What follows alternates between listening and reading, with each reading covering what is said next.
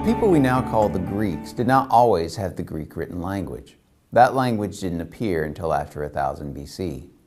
Instead, they spoke diverse, related languages. The people on the Balkan Peninsula didn't see themselves as particularly related, nor did they term their lands collectively as Greece. In a way, we're studying the history of Greece before there really was such a thing. The early city-states that developed between 1200 and 800 BC were small local governments and ruled by men who claimed to be kings, but were more often tyrants. A tyrant is someone who rules by their own personal wealth, power, or charisma without any underlying and accepted structure. True monarchies are ruled by kings or queens, but they have an elaborate structure of powers and limits. They also have an accepted process defining who can become the monarch and what happens when a monarch dies or retires. Tyrannies have none of these things. This means that there is a great uncertainty surrounding the rule and death of a tyrant. In the ancient world, when most lower class people relied upon the stability, provision, and leadership of an upper class elite, turmoil and bloody competition between those elites was very dangerous.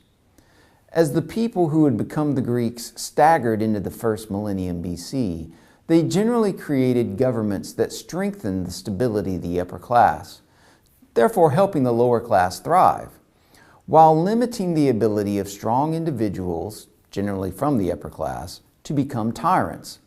This demanded a sharing of power and a greater sense of a communal or city-state identity. In short, citizens had to accept and support the institutions to a greater degree than they did any single powerful individual. Two powerful states will illustrate the different responses Greeks had to tyranny. Athens started out as an agricultural state, but quickly annexed a nearby port city, Piraeus, and became involved in trade. They were ruled by an upper-class council called the Areopagus. However, the Areopagus could only push the lower classes so far. A series of short-term tyrants, people who seized control of the government, reformed Athens in different ways.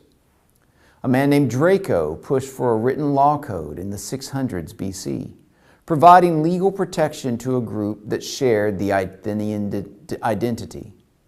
In 594 and 593, Solon seized the government on behalf of the lower classes and recognized the legal authority of a general assembly, basically a mob of the male citizens. He also forgave debts. Think about what we said regarding who can loan money. It's pretty much the Areopagus. He then gave people the right to appeal legal judgments, decided usually by elite judges.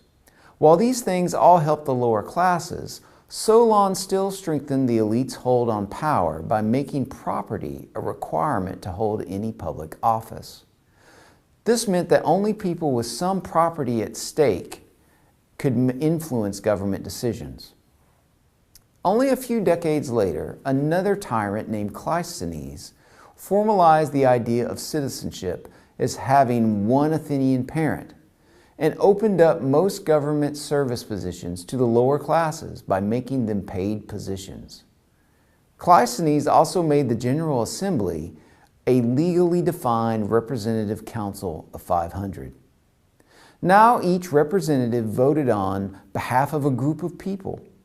Cleisthenes formed these voting districts intentionally to balance out the urban population, rural landowners, and seaside fishermen. This attempt at what we call gerrymandering was the basis for later attempts to organize political groups, just like we do today. In Athens, the citizens, a relatively small group, taxed outsiders to raise wealth. The wealthier citizens gave money publicly to run the city in exchange for prestige, which usually resulted in them gaining powerful positions. Eventually, the Athenians would restrict citizenship sharply while attacking and conquering new territories in order to extort their wealth for the public good of Athenian citizens. Sparta took a slightly different approach to tyranny, in part due to its different environment. Sparta is in the middle of the bottom part of Greece, a place called the Peloponnesus.